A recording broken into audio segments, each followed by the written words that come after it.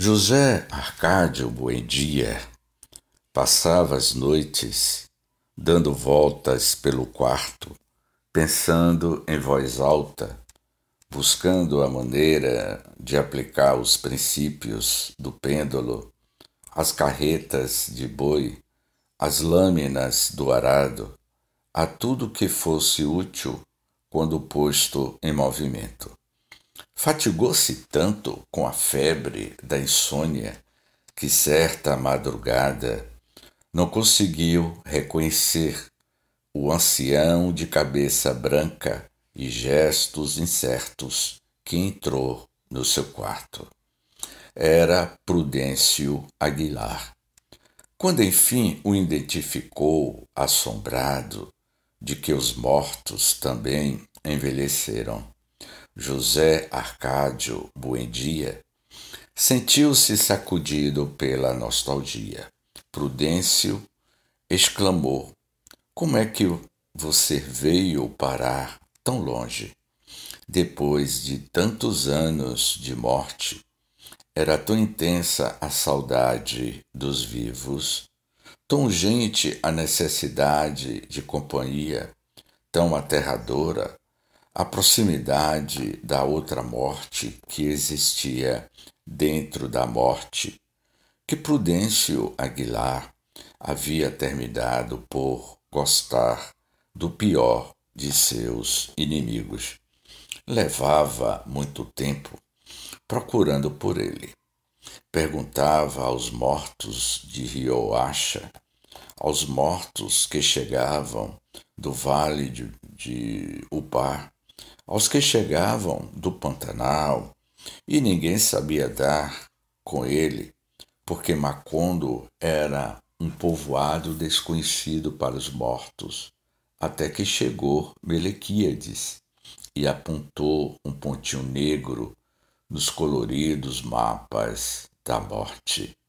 José Arcádio Buendia conversou com Prudêncio Aguilar até o amanhecer.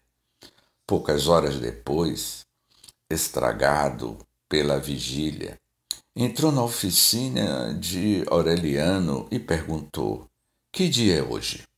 Aureliano respondeu que era terça-feira, conforme eu pensava, disse José Arcádio Buendia.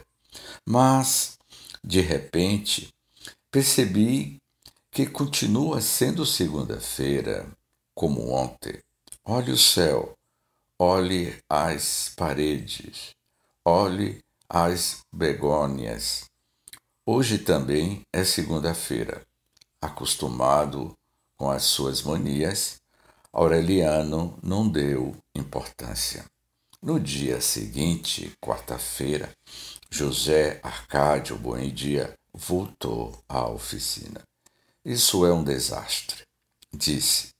Olhe o ar, ouça o zumbido do sol, igual ao de ontem e ao de ontem. Hoje também é segunda-feira.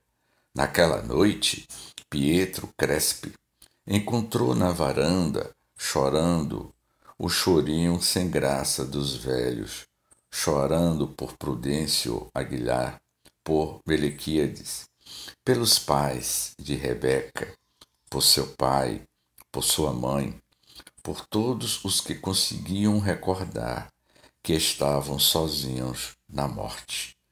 O italiano deu de repente para José Arcádio Buendia um urso de corda que caminhava erguido em suas patas por um arame, mas não conseguiu distraí-lo de sua obsessão. Perguntou a ele o que tinha acontecido com o projetor de construir uma máquina de pêndulo que servisse para o homem voar. E ele respondeu que era impossível porque o pêndulo podia levantar qualquer coisa no ar. A feira voltou a aparecer na oficina com um doloroso aspecto de terra arrasada. A máquina do tempo destrambelhou, quase soluçou.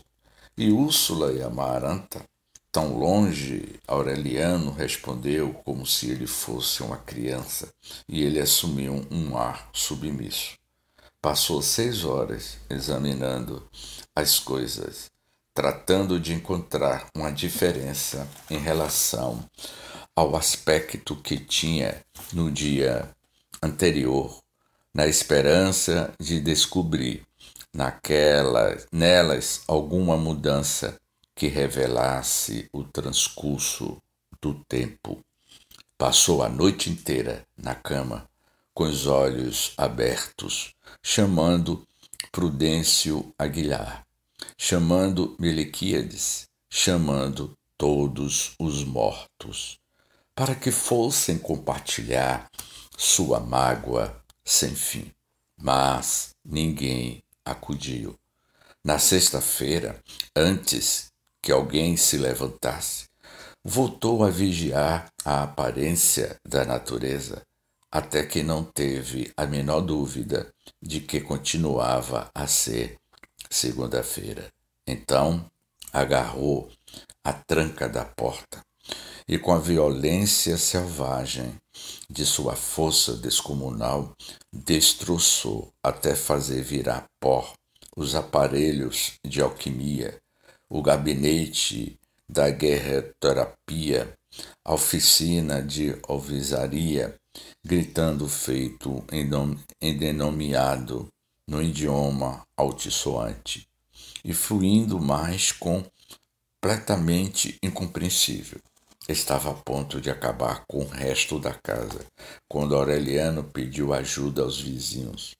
Foram necessários 10 homens para derrubá-lo, 14 para amarrá-lo, 20 para arrastá-lo até a castanheira do quintal, onde o deixaram atado, ladrando em língua estrangeira e botando golfadas de espuma verde pela boca.